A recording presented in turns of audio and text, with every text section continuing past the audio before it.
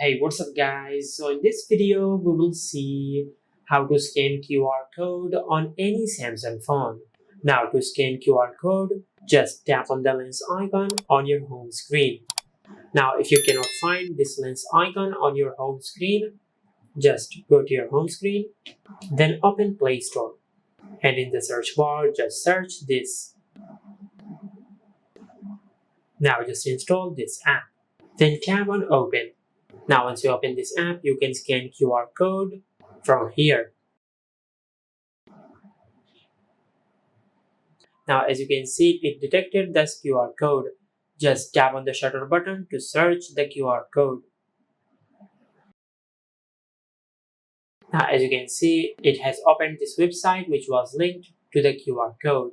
And this is how you can scan QR code on any Samsung phone. If you found this video helpful, please like the video and subscribe to our channel and hit the bell icon to get notified when we upload a new video.